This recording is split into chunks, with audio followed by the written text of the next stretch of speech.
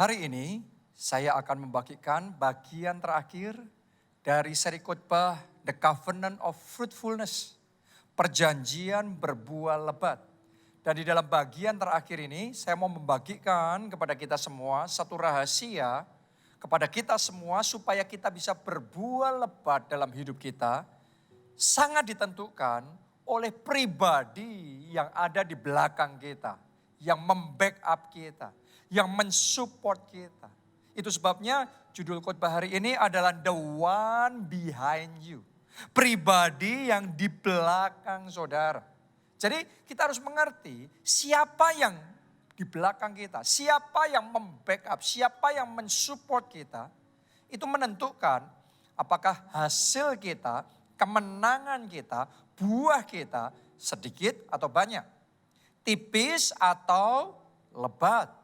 Penting sekali buat kita untuk kita memastikan ada pribadi yang kuat yang membackup kita. Ya, kalau kita nggak punya backup apa-apa, kita maunya hanya berjuang sendiri, tentunya bisa, tapi terbatas.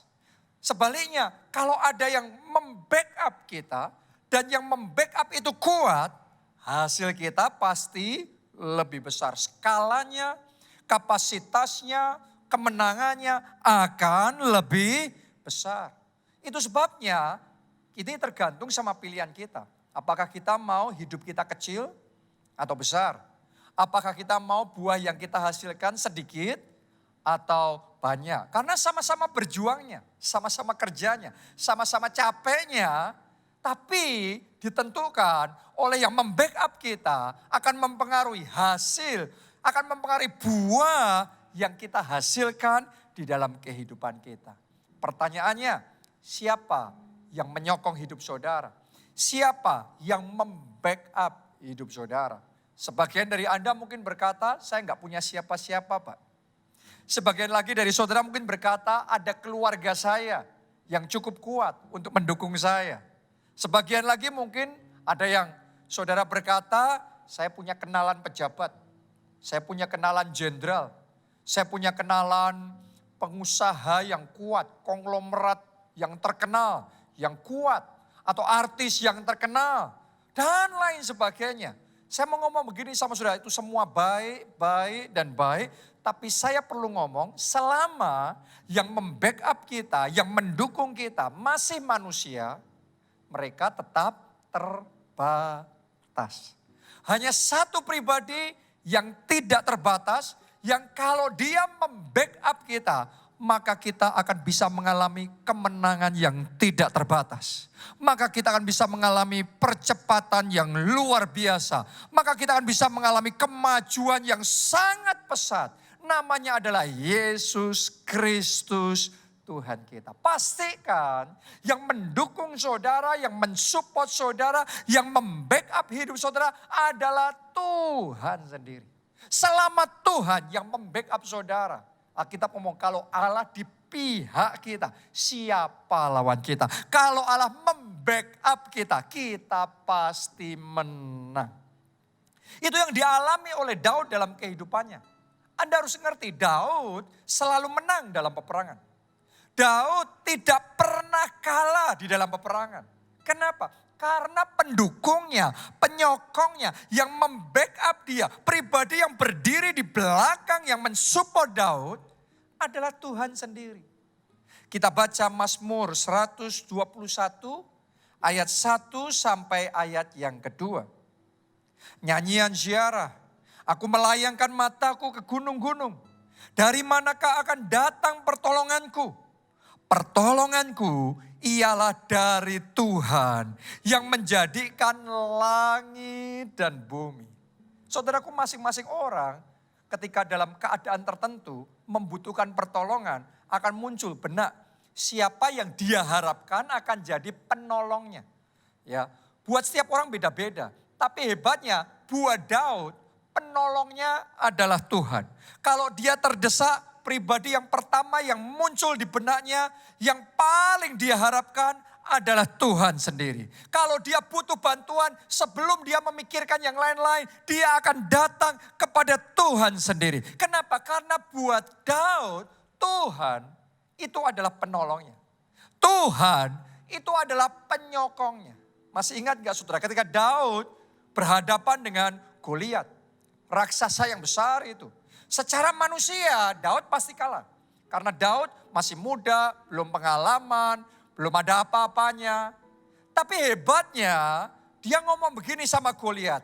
Kamu mendatangi aku dengan tombak dan lembing.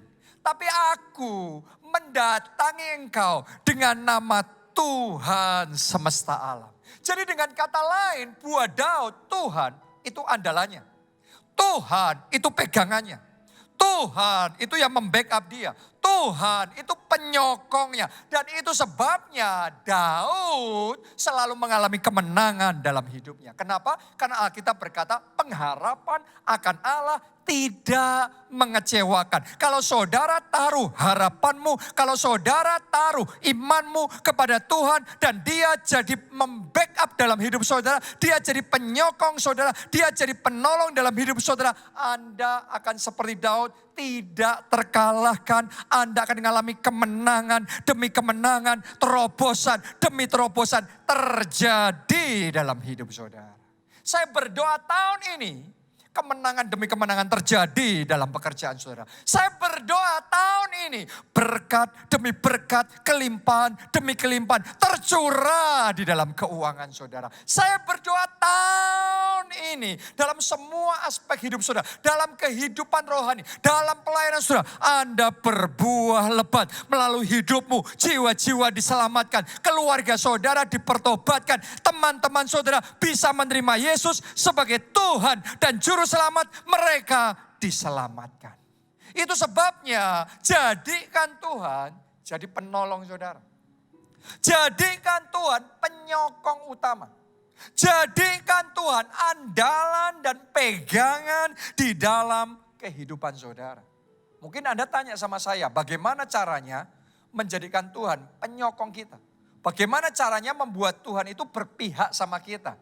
Ya ibaratnya kalau saudara mau pejabat membackup saudara atau konglomerat membackup saudara, artis juga mensupport saudara. Mungkin ada cara-cara manusia untuk melobi supaya mereka bisa mendukung saudara. Nah pertanyaan yang penting lebih dari semuanya itu adalah bagaimana caranya kita membuat Tuhan di pihak kita. Tuhan mau mensupport, membackup, menolong dan menyokong kita. Saya mau bagikan sama saudara. Kita baca Matius pasalnya yang kelima, ayatnya yang ketiga. Ditulis di sini, berbahagialah orang yang miskin di hadapan Allah, karena merekalah yang empunya kerajaan surga. Coba Anda renungkan, kata miskin di hadapan Allah, Tuhan Yesus yang ngomong, mereka ini yang empunya kerajaan surga. Kalau kita renungkan, bukankah seharusnya Tuhan yang empunya kerajaan surga? Tapi kenapa Tuhan ngomong, kalau ada orang yang miskin di hadapan Allah, mereka ini yang empunya kerajaan surga. Maksudnya apa? Mari kita pelajari dulu, apa arti miskin di hadapan Allah. Saya mau bacakan buat saudara terjemahan ayat yang sama, tapi dalam Alkitab bahasa Indonesia masa kini. Ditulis begini, berbahagialah orang yang merasa tidak berdaya dan hanya bergantung pada Tuhan saja. Jadi ternyata orang yang miskin di hadapan Allah itu orang yang merasanya bukan self-confident, bukan percaya diri, tetapi percaya Tuhan. Orang yang miskin di hadapan Allah itu orang yang sadar bahwa secara manusia dia terbatas. Karena itu dia berharap sama Tuhan, dia bergantung sama Tuhan. Kalau Tuhan tidak menolong, aku pasti habis. Tapi kalau Tuhan menyokong, aku pasti menang. Itu sikap yang miskin di hadapan Allah. Dan ternyata yang seperti itu menyentuh hati Tuhan. Yang seperti itu akan memenangkan hati Tuhan. Dan kalau sudah seperti itu, maka semua resources kerajaan surga akan tersedia buat dia. Semua dukungan kerajaan surga, semua pasukan bala tentara surga akan Tuhan buat available, akan Tuhan buat ready untuk orang yang seperti itu. Makanya ditulis orang yang miskin di hadapan Allah empunya kerajaan surga. Itu sebabnya saya mau ngomong sama saudara, kalau saudara punya sikap hati yang miskin di hadapan Allah, mulai hari ini semua yang terbaik yang ada dalam kerajaan surga akan tersedia untuk menyokong saudara, mensupport saudara, mendukung saudara. Hikmat dari surga, berkat dari surga, kuasa dari surga, malaikat-malaikat surgawi akan Tuhan perintahkan untuk menyokong saudara, mendukung saudara, mensupport saudara. Sehingga Anda enggak berjuang sendiri, Anda enggak bekerja sendiri, tapi ada Tuhan yang mensupport saudara. Ada kerajaan surga yang membackup saudara. Dan kalau Tuhan di pihak kita seperti itu, siapa lawan kita? Kita akan lakukan perbuatan yang besar dan ajaib bersama dengan Tuhan. Oke, haleluya. Jadi jangan mau berjuang sendiri. Berjuang bersama dengan Tuhan. Pastikan Tuhan mensupport saudara. Pastikan Tuhan menyokong. Pastikan Tuhan menolong saudara. Oke. Kita baca Yeremia 17 ayatnya yang ke-7 sampai ayat yang ke-8. Ditulis begini. Diberkatilah orang yang mengandalkan Tuhan. Yang menaruh harapannya pada Tuhan. Anda mau kesembuhan? Taruh harapan saudara pada Tuhan. Anda mau keluargamu dipulihkan? Harapan itu taruh sama Tuhan. Oke, Anda mau dapat solusi jalan keluar dari masalah saudara sekarang? Taruh harapan saudara kepada Tuhan. Dia pengharapan, dia penolong utama dalam hidup kita. Ayat 8. Ia akan seperti pohon yang ditanam di tepi air. Jadi orang yang menaruh harapan sama Tuhan, orang yang miskin di hadapan Allah, orang yang mengandalkan Tuhan. Firman Tuhan ngomong orang itu akan seperti pohon yang ditanam di tepi air. Yang merambatkan akar-akarnya ke tepi batang air. Dan yang tidak mengalami datangnya panas terik. Yang daunnya tetap hijau. Yang tidak khawatir dalam tahun kering. Dan yang tidak berhenti menghasilkan buah. Wow, hebat sekali. Orang kalau mengandalkan Tuhan dalam hidupnya, orang kalau menjadikan Tuhan penyokong utama yang membackup hidupnya. Ia seperti pohon yang ditanam di aliran air. Makanya nggak pernah kering. Karena terus disegarkan oleh air tersebut. Ya, terus akan mendapatkan kesegaran. Dan terus berbuah. Bahkan di tahun kering pun terus berbuah. Saya bacakan Alkitab terjemahan masa kini dari ayat itu. Ya, bagian terakhir saja ditulis begini. Sekalipun negeri dilanda kekeringan, ia tak gelisah sebab ia selalu menghasilkan buah. Wow. Jadi kalau saudara tahu bagaimana membuat Tuhan di pihak saudara, Tuhan menyokong dan membackup saudara. Tolong dengarkan baik-baik. Anda akan seperti pohon yang ditanam di tepi aliran air. Yang ketika semuanya dilanda kekeringan, ketika dunia dan bangsa-bangsa mengalami kekeringan, ketika kita semua ada di tahun yang kering, tapi orang yang ada di dalam Tuhan, yang mengandalkan Tuhan, tidak akan pernah mengalami kekeringan. Tuhan yang memberi kesegaran, sehingga dalam hidupnya ia selalu berbuah lebat. Saya nubuatkan terjadi dalam hidupmu. Di tahun kering, di tahun pandemi, di tahun resesi, di tahun krisis ini. Justru Anda berbuah lebat. Anda mengalami kemajuan pesat. Tuhan bawa saudara terbang tinggi. Melakukan perkara-perkara lebih besar bersama Tuhan. Bahkan yang tidak masuk akal. Yang melebihi pikiran dan harapan saudara. Tuhan kerjakan karena engkau mengandalkan Tuhan. Oke, jadi miliki hati yang miskin di hadapan Allah, yang mengandalkan Tuhan, maka engkau akan diberkati. Jangan andalkan diri saudara sendiri. Jangan andalkan manusia, jangan andalkan yang lainnya. Kenapa? Yeremia 17 ayat yang kelima berkata begini. Beginilah firman Tuhan, terkutuklah orang yang mengandalkan manusia, yang mengandalkan kekuatannya sendiri, dan yang hatinya menjauh daripada Tuhan. Tolong dengarkan. Anda yang saat ini merasa bisa sendiri tanpa Tuhan. Berjuang sendiri tanpa Tuhan. Kerja sendiri, ngejar visi, impian, target Anda sendiri tanpa Tuhan. Hatinya menjauh dari Tuhan. Saya mau ngomong sama saudara, Anda nggak ada penyertaan Tuhan. Nggak ada anugerah, nggak ada kasih karunia. Akhirnya kering kerontang, akhirnya tidak berbuah dalam hidup saudara. Saya belajar pelajaran ini ya cukup menyakitkan. Maksudnya gimana? Di awal saya mulai perintisan pelayanan dan gereja kita di Jogja, saya mengawali itu dengan sikap yang very self-confident. Sangat percaya diri. Karena saya merasa sudah sekolah Alkitab, di Amerika jalurnya khusus, leadership dalam gereja. Ya saya ngerasa ngerti semua teori tentang pertumbuhan gereja. Dan saya percaya dengan semuanya itu pasti maju, pasti bertumbuh. Tapi saya bersyukur sama Tuhan. Saya mengakui di beberapa tahun awal dalam pelayanan itu saya diizinkan mengalami kegagalan.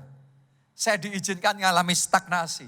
Saya diizinkan sampai dalam satu titik saya menyerah dan saya ngomong sama Tuhan, saya enggak sanggup.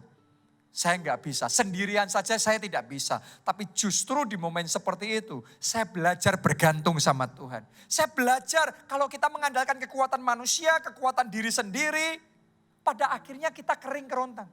Kita enggak berbuah dengan lebat. Itu sebabnya saya mulai belajar berserah sama Tuhan. Saya mulai belajar mengandalkan Tuhan. Saya mulai belajar bergantung penuh sama Tuhan. Saya mulai berkata sama Tuhan, Tuhan kalau enggak Tuhan yang menyertai, maka tidak akan ada kemajuan. Kalau enggak Tuhan yang membangun, maka semuanya akan sia-sia. Ketika saya mulai belajar mengandalkan Tuhan, saya mengalami penggenapan janji Tuhan ini. Berkat Tuhan mulai datang, urapan Tuhan mulai datang, penyertaan Tuhan mulai datang. Resources kerajaan surga mulai diperintahkan oleh Tuhan mendukung saya. Dan karena itu kita melihat mujizat-mujizat terjadi. Terobosan-terobosan terjadi. Sejak waktu itu sampai sekarang tidak henti-hentinya melalui masa baik, masa tidak baik, tahun yang segar ataupun tahun yang kering. Gereja kita terus berbuah lebat. Kenapa? Karena Tuhan andalan kita, Tuhan penyokong kita, Tuhan penolong kita. Itu sebabnya saya ingin ajak saudara yang saat ini sedang mengalami stagnasi, yang saat ini sedang mengalami kekeringan, yang saudara merasa dunia saat ini sedang penuh dengan ketidakpastian. Jadi mungkin wajar saudara melalui semuanya itu. Tapi saya mau ngomong sama saudara, belajar andalkan Tuhan. Belajar bergantung penuh sama Tuhan. Kalau Tuhan di pihak saudara, gak peduli musim apapun boleh terjadi. Tapi Anda akan seperti pohon yang ditanam di tepi aliran air. Engkau tidak akan mengalami kekeringan sekalipun ada di tahun kering. Tuhan yang akan membuat saudara terus berbuah dengan lebat. Oke, jadi hari ini saya ajak saudara andalkan Tuhan. Mungkin sudah tanya, bagaimana kita mengandalkan Tuhan? Dalam area apa saja kita bisa mengandalkan Tuhan? Ada 3 saya mau bagikan. Nomor 1, andalkan Tuhan sebagai sumber kekuatan saudara. Kita semua ngerti bahwa untuk berbuah lebat butuh power, butuh kekuatan. Karena kalau lemah ya gak bisa maju, gak bisa ngalami kemenangan, gak bisa berbuah lebat. Jadi butuh power, butuh kekuatan. Dan saya mau katakan sama saudara, kekuatan yang paling utama kita dapatkan di dalam Tuhan. Kalau Anda dapat kekuatan dari Tuhan, Anda akan dibuat kuat secara roh saudara. Kalau Anda dapat kekuatan dari Tuhan, Anda akan dibuat kuat secara mental saudara, secara pikiran saudara. Anda bisa berpikir dengan jernih, berpikir dengan tajam. Anda punya analisa yang bagus, yang tepat, yang akurat. Kalau saudara terima kekuatan Tuhan, maka dalam setiap gerakan, setiap langkah-langkah yang Anda ambil, akan ada power, akan ada kekuatan Tuhan yang luar biasa. Jadi itu sebabnya andalkan Tuhan sebagai sumber kekuatan. Khususnya saat ini Anda yang sedang merasa lemah. Saya tahu di masa seperti sekarang ini banyak orang yang sedang merasa lemah.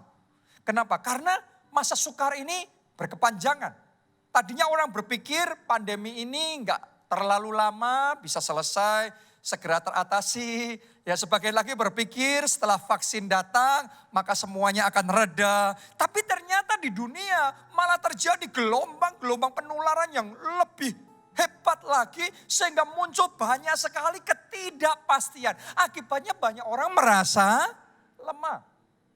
Berapa banyak orang menghadapi masalah bertubi-tubi. Kekalahan bertubi-tubi. Kerugian terus-menerus. Akhirnya merasa lemah. Berapa banyak orang ada di dalam masalah keluarga yang sangat rumit. Seolah-olah nggak terselesaikan. Mau bicara seperti apapun kayaknya nggak ada solusi. Kayaknya nggak ada jalan keluar. Sehingga merasa lemah. Banyak orang hari-hari ini merasa lemah. Hari ini saya mau katakan sama saudara yang sedang dalam keadaan lemah. Andalkan Tuhan dan jadikan Tuhan sumber kekuatan saudara. Mari kita baca Yesaya 40 ayatnya yang ke-28 sampai 31.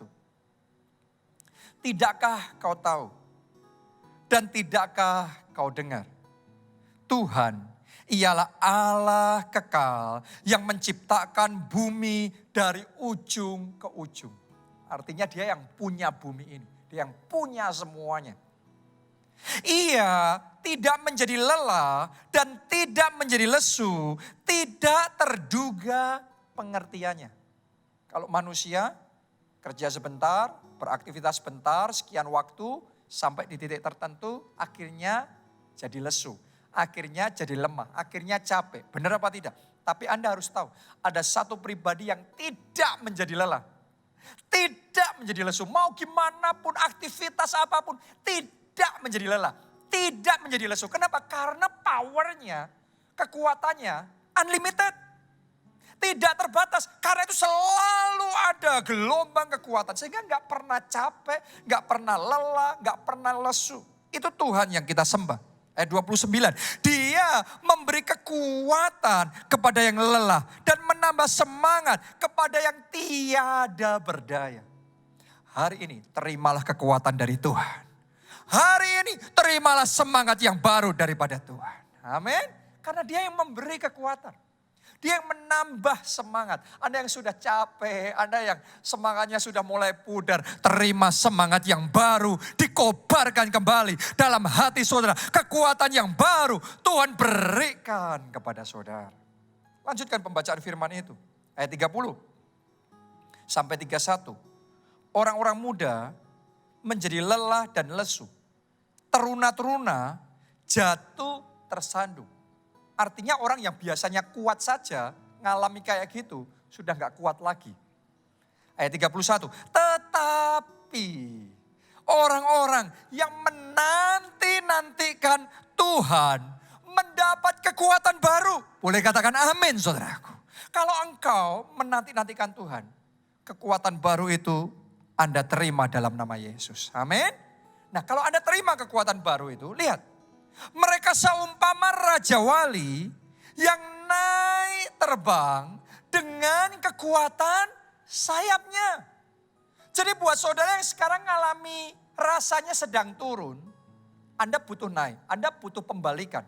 Saya mau katakan terimalah kekuatan baru dari Tuhan. Maka yang tadinya engkau turun, Tuhan akan buat Anda naik kembali. Engkau akan naik terbang dengan kekuatan sayapnya Tuhan. Karena ada kekuatan baru Tuhan berikan kepada saudara. Saya nubuatkan mulai saat ini Anda tidak turun lagi. Bisnis Anda tidak turun lagi. Kesehatan Anda tidak turun lagi. Sukacita Anda tidak turun lagi. Mulai saat ini juga yang tadinya turun. Sekarang naik, bukan cuma naik biasa. Anda terbang tinggi karena kekuatan yang dari Tuhan. Amin. Lanjutkan. Kalau Anda terima kekuatan itu dari Tuhan, ditulis di sini, mereka berlari dan tidak menjadi lesu. Mereka berjalan dan tidak menjadi lelah. Sekarang bukan cuma Tuhan yang tidak menjadi lesu dan lelah, tapi mereka, berarti manusia. Mereka ini siapa? Orang yang menanti-nantikan Tuhan, yang dapat kekuatan Tuhan ini, ternyata ada manusia yang ketika mendapat kekuatan Tuhan tidak menjadi lesu, tidak menjadi lelah. Yang lainnya sudah maunya pensiun karena merasa sudah tua, tapi mereka ada orang-orang tertentu yang selalu punya visi yang baru, visi yang lebih besar. Ada orang yang ketika menghadapi masalah rasanya sudah capek, sudah pengen berhenti, kepengen menyerah, sudah yang kecil saja cukup. Tapi ada orang-orang yang tidak pernah berhenti, yang tidak pernah lelah, selalu percaya dan terus dibawa Tuhan maju dari satu level kemuliaan pada level kemuliaan berikutnya. Kenapa? Karena orang-orang ini terima kekuatan baru yang daripada Tuhan. Apakah saudara mau terima kekuatan yang baru dari Tuhan? Jadikan Tuhan sumber kekuatan saudara. Caranya gimana? Sederhana. Tadi firman Tuhan ngomong. Orang yang menanti-nantikan Tuhan dapat kekuatan baru. Kalau Anda butuh Tuhan memberi jadi sumber kekuatan saudara, maka belajarlah menantikan Tuhan.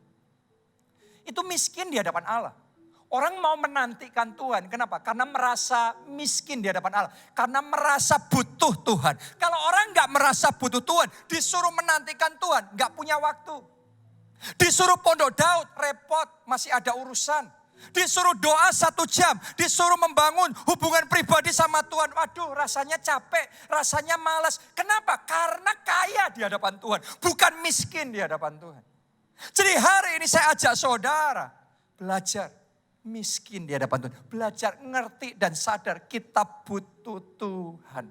Jikalau bukan Tuhan yang menjaga, semuanya sia-sia. Jikalau bukan Tuhan yang membangun, semuanya sia-sia. Karena itu, ya Tuhan, aku sempat untuk menantikan Tuhan. Aku punya waktu untuk berdoa. Aku mau untuk pondok Daud, membangun pondok Daud, menyukakan hati Tuhan. Kalau Anda punya sikap hati yang miskin di hadapan Allah seperti itu, maka kekuatan dari surga saat ini terimalah dalam hidup saudara. Ketika kekuatan itu mengalir, kelemahan saudara dilenyapkan. Anda akan seperti orang-orang ini yang berjalan tidak menjadi lemah, yang berlari tidak menjadi lesu. Bahkan yang tadinya turun, sekarang Anda naik, terbang tinggi, bagaikan Raja Wali, melakukan perkara-perkara yang besar. Boleh katakan amin. Haleluya.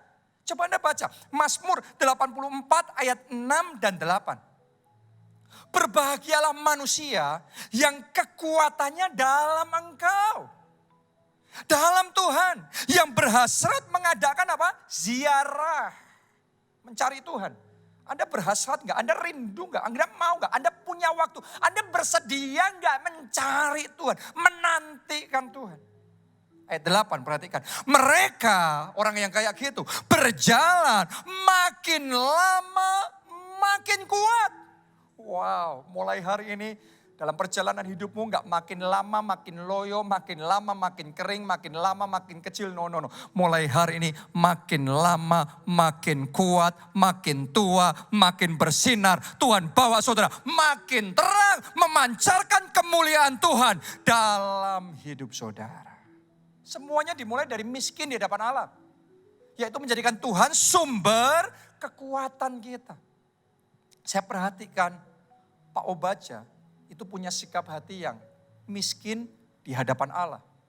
Saya masih ingat ketika gereja kita di Solo mengadakan proyek pembangunan gedung gereja. Pada awalnya waktu dibuat anggaran itu dibutuhkan dana. Angka yang muncul 40 miliar rupiah. Padahal selama perjalanan gereja kita sampai dengan saat itu, selama 10 tahun gak ngadain proyek apapun, 10 tahun ngumpulin dana terkumpul 4 miliar. Dan sekarang harus membangun gedung yang anggaran awalnya 40 miliar.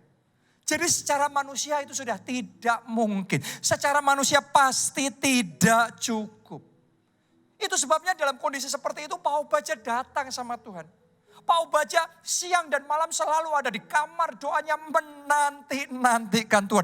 Kenapa? Karena dia tahu kalau Tuhan tidak menolong, habis habis semuanya. Kalau Tuhan tidak membuka jalan, kalau bukan Tuhan yang memberkati, nggak mungkin jadi, nggak mungkin cukup. Kalau bukan Tuhan, semuanya sia-sia. Itu sebabnya Pak Obaja punya waktu menantikan Tuhan, punya waktu berdoa, punya waktu memuji menyembah Tuhan, punya waktu terus-menerus melayani Tuhan secara pribadi, mencari perkenanan Tuhan. Itu miskin di hadapan Allah. Dan ternyata yang kayak gitu yang menyentuh hati Tuhan. Ketika hati Tuhan tersentuh, Tuhan bekerja dengan cara yang ajaib. Tuhan mulai buka pintu-pintu yang tertutup. Tuhan mulai perintahkan berkat-berkat untuk datang. Sehingga yang tadinya tidak cukup jadi cukup. Sehingga yang tadinya tidak ada jadi ada. Dalam waktu beberapa tahun saja gedung itu jadi. Dan jadinya ternyata bukan cuma 40 miliar, ternyata 70 miliar. Itu pun selesai. Tuhan yang menyertai.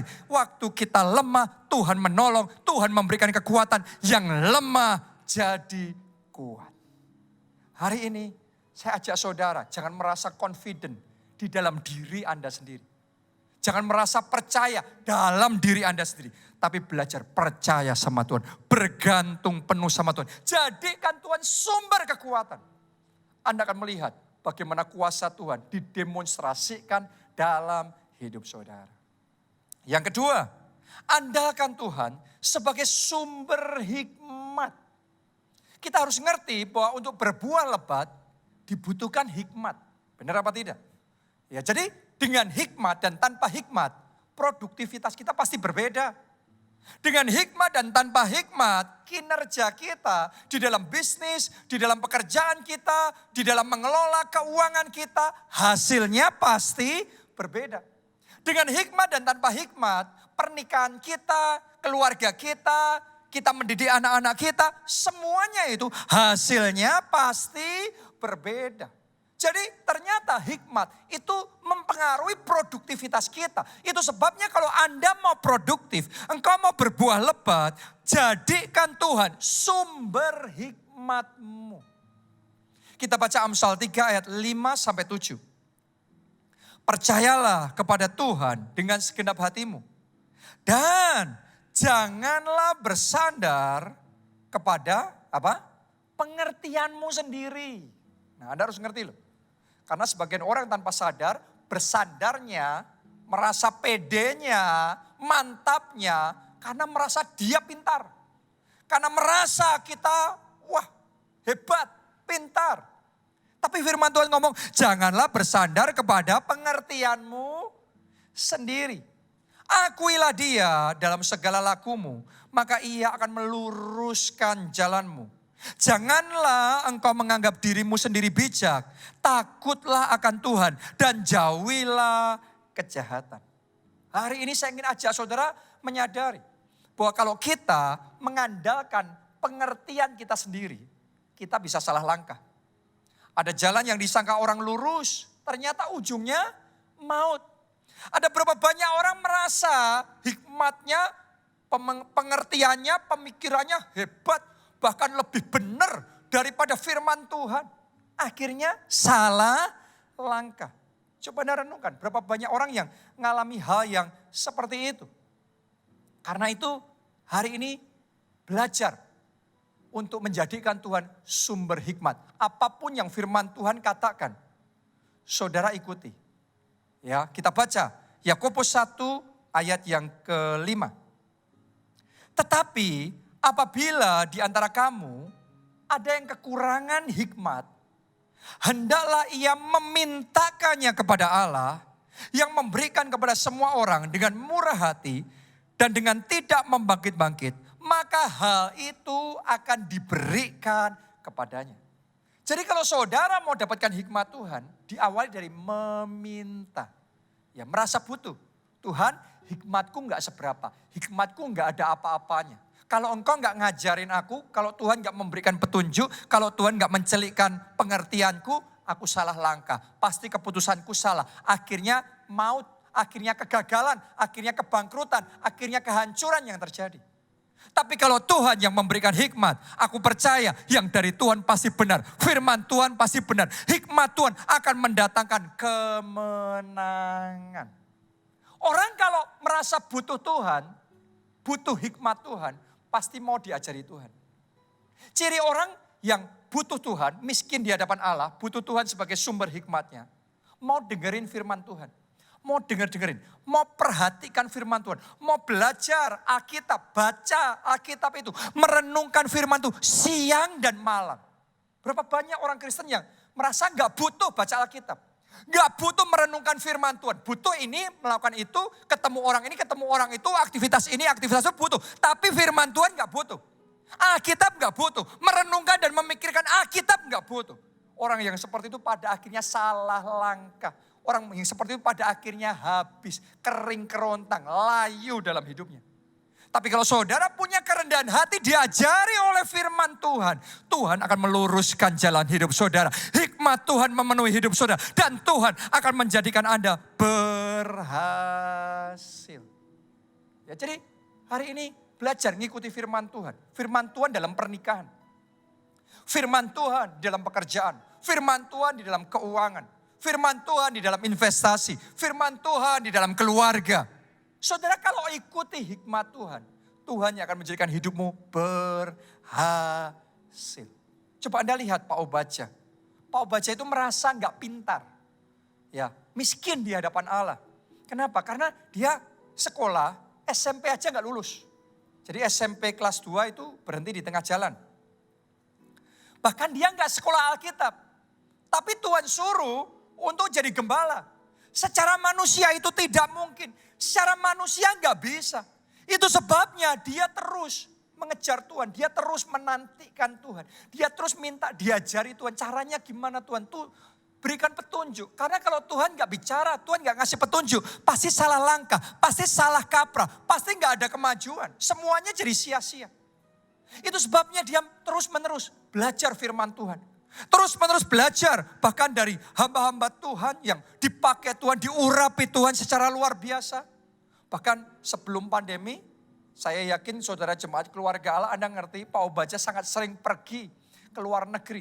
Ke berbagai gereja di seluruh dunia, ke Korea. Ya, kepada Pastor Yonggi Cho belajar tentang pertumbuhan gereja. Ke Singapura belajar tentang kegeraan kelompok sel. Di Bogota, Kolombia belajar tentang prinsip 12. Tentang bagaimana multiplikasi tanpa batas. Bahkan yang terakhir pergi ke Nigeria. Belajar di gereja yang digembalakan Pastor I.E. Adeboye. Tentang bagaimana berjalan di dalam kuasa dan mujizat Tuhan. Jadi terus belajar, ngejar hikmat, bayar harga supaya dapat hikmat Tuhan. Dan benar ketika hikmat itu dia dapat, dia kerjakan itu. Hikmat itu membuahkan hasil yang manis. Jadi hari ini saya ajak saudara untuk merendahkan diri. Merasa butuh firman Tuhan. Jangan ngomong aku gak butuh baca Alkitab. Jangan ngomong aku gak punya waktu merenungkan firman siang dan malam. Kalau sempat aja. Anda yang seperti itu rasanya benar tapi akhirnya Anda terpaksa akan menekuk lutut saudara. Karena akhirnya mentok, ngalami kegagalan. Hari ini mari rendahkan diri di hadapan Tuhan. Sadarilah tanpa Tuhan kita gak ada apa-apanya. Kalau Tuhan gak ngajarin kita, Tuhan gak memberi petunjuk kepada kita, kita bisa salah langkah. Tapi kalau kita mau ngikuti Tuhan, kita mau berjalan seturut dengan hikmat Tuhan, maka kita akan melihat kemenangan gilang gemilang Tuhan kerjakan dalam hidup kita. Amin. Itu yang kedua. Yang ketiga, yang terakhir. Andalkan Tuhan sebagai sumber berkat.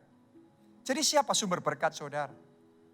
Pastikan Tuhan sumber berkat saudara. Ini penting sekali. Karena sebagian orang merasa pekerjaannya itu sumbernya. Ada sebagian lagi yang merasa orang tuanya yang kaya itu sumbernya. Saya mau ngomong begini sama saudara, selama itu manusia ya pada akhirnya akan kering. Hanya satu yang tidak pernah kering. Sumber berkat yang tidak pernah habis. Yaitu Tuhan kita sendiri.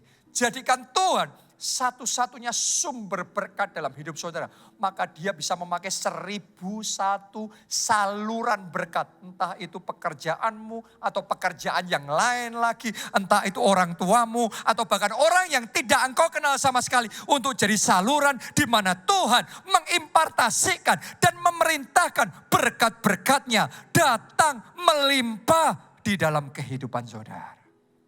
Jadikan Tuhan sumber berkat dalam hidup saudara. Kita baca Yesaya 32 ayat yang ke-14 sampai ayat yang ke-15. Ayat 14 ini dimulai dari titik terendah. Ayat yang ke-15 nanti adalah momen ketika Tuhan jadi sumber berkat. Ya, mari kita lihat perbedaannya. Ayat 14, sebab Purimu sudah ditinggalkan dan keramaian kotamu sudah berubah menjadi kesepian. Berapa banyak orang ngalami ini? Berarti terjadi kemunduran, setback. Tadinya rame, sekarang sepi. Tadinya berkembang, sekarang menurun. Bukit dan menara sudah menjadi tanah rata untuk selama-lamanya. Tadinya prestasinya hebat, sekarang jadi tanah rata, kayak nggak ada apa-apanya. Menjadi tempat kegirangan bagi keledai hutan dan tempat makan rumput bagi kawanan binatang. Coba Anda bayangkan, keadaan kota, keadaan rumah yang sudah sepi, terus sekarang jadi tempat buat binatang. Berarti benar-benar itu sudah ditinggalkan. Berapa banyak orang dalam titik terendah dalam hidupnya, yang kering kerontang dalam hidup saudara. Nah, Anda yang sedang alami itu, perhatikan ayat 15. Sampai dicurahkan kepada kita roh dari atas. Wow, hari ini terima roh dari atas tercurah dalam hidup saudara. Hari ini terima Roh Kudus tercurah dalam hidup saudara. Itu penting. Kenapa? Maka padang gurun akan menjadi kebun buah-buahan. Dan kebun buah-buahan itu akan dianggap hutan. Wow. Anda bayangkan, kontras gak antara padang gurun dan kebun buah-buahan yang saking rindangnya sampai kayak seperti hutan. Beda banget. Yang satu kering kerontang, yang satu kebun buah-buahan yang hasilnya melimpah dengan buah-buah yang segar, buah-buah yang menarik, buah-buah yang berlimpah-limpah. Bedanya, yang membuat perbedaan adalah ketika roh dari atas itu tercurah. Ketika Tuhan jadi sumber berkat dalam hidupmu, maka dia akan curahkan roh dari atas yang membuat semua yang kering dalam hidupmu, bagaikan padang gurun itu dirubah jadi kebun buah-buahan, bahkan bagaikan hutan yang melimpah ruah buah-buahnya, hasilnya, produktivitasnya dalam hidup saudara. Orang ngomong di masa pandemi ini masa kering. Tahun ini katanya tahun resesi, tahun krisis. Lebih berat katanya. Sebagian orang ngomong lebih susah dibandingkan tahun yang lalu. 2020 orang pikir berat, ternyata 2021 sebagian orang berkata lebih berat lagi. Tapi saya mau ngomong sama saudara, kalau Tuhan jadi sumber berkatmu, maka yang kering bagaikan padang gurun, Tuhan bisa rubah jadi kebun buah-buahan. Bahkan hasilnya begitu limpahnya, indahnya, luar biasanya. Itu bisa Tuhan kerjakan dalam hidup saudara. Diberkati dengan kelimpahan di tahun kering. Saya baru aja dengar ada satu orang yang bisnisnya tadinya rugi terus. Ya. Omset per bulannya 10 juta. Itu rugi. Terus dia doa sama Tuhan. Dan dia tiba-tiba merasakan dalam hatinya Tuhan bicara. Tuhan ngasih rema. Ini khusus buat dia. Ya. Remanya per 10-an dari bruto. Loh, Dia bingung kan, rugi kan harusnya nggak usah persepuluhan. Tapi kok Tuhan malah ngomong persepuluhan dari bruto. Bukan dari keuntungan bersih, tapi dari bruto. Dia mikir nih nggak masuk akal. Tapi dia memilih menjadikan Tuhan sumber berkatnya. Dan dia ikuti itu, dia taati itu. Anda tahu nggak, di masa pandemi ini, Tuhan berkati besar-besaran, kering seperti padang gurun. Jadi kebun buah-buahan. Omsetnya tadinya 10 juta dan rugi. Sekarang di tahun pandemi ini, Tuhan lipat gandakan. Per bulan omsetnya jadi 3 miliar rupiah. Dan dia diberkati besar-besaran, kelimpahan luar biasa. Saya mau ngomong sama saudara, kalau engkau jadikan Tuhan sumber berkatmu, engkau gak ngalami seperti yang dunia alami. Dunia kering, saudara gak harus kering. Tadinya harusnya padang gurun, gak bisa apa-apa, gak ada harapan. Tapi Tuhan bisa rubah jadi kebun buah-buahan yang melimpah dengan berkat-berkat yang luar biasa. Saya masih ingat juga waktu krisis moneter tahun 1998. Indonesia benar-benar ngalami krisis yang luar biasa, banyak perusahaan yang jatuh. Banyak orang yang kolaps, ngalami kebangkrutan. Keadaan begitu susah sekali. Kepanikan terjadi di mana-mana. Dan pada waktu itu nilai tukar itu benar-benar ngalami lonjakan dari sekitar 2.000 rupiah sampai menyentuh 15.000 rupiah pada waktu itu. Bahkan lebih. Tapi tahukah saudara, di masa seperti itu, tiba-tiba Tuhan bicara sama Pak Obaja. Kuat sekali dalam hati. Tuhan ngomong, beli US dollar. Beli US dollar. Beli US dollar. Pak Obaja gak ngerti maksudnya gimana. Tapi dia berusaha ikuti. Dia berusaha taat dengan semua dana yang ada. Kita beli US dollar. Pada masa itu ya. Itu rema pada masa itu. Dan benar ternyata dolar naik berlipat kali ganda. Itu sebabnya ketika dolar naik berlipat kali ganda dan krisis moneter melanda Indonesia. Yang lainnya kekeringan, yang lainnya ngalami nyungsep jatuh semuanya. Tapi sesungguhnya saya kesaksian sama saudara, kita justru diberkati dengan kelimpahan besar-besaran. Karena semua dana yang masuk di situ berlipat-lipat kali ganda. Dalam sekejap terjadinya begitu saja. Saya mau yakinkan saudara, dunia boleh ngalami masa sukar. Pandemi gak tahu berapa lama lagi, resesi, krisis, berapa lama lagi. Anda mau nunggu sampai kapan? Tambah kering, jadi seperti padang gurun. Hari ini saudara nantikan Tuhan. Jangan nantikan pandemi selesai, jangan nantikan resesi selesai baru Anda siap bergerak lagi. Tapi Anda nantikan Tuhan. Jadikan Tuhan sumber kekuatan. Jadikan Tuhan sumber hikmat. Jadikan Tuhan sumber berkat dalam hidup saudara. Rema yang dari Tuhan. Anda ikuti, Anda kerjakan, Anda lakukan. Maka Anda akan tetap segar di tahun kering. Terus berbuah lebat, produktif, maju, dan diberkati dengan kelimpahan dalam hidup saudara. Saya percaya, saya rasakan waktu saya ngomong seperti ini. Akan ada orang-orang yang di tahun sangat kering, sangat susah ini. Anda akan bersaksi kelimpahan. Tuhan curahkan besar-besaran. Yang tadinya kering di padang gurun.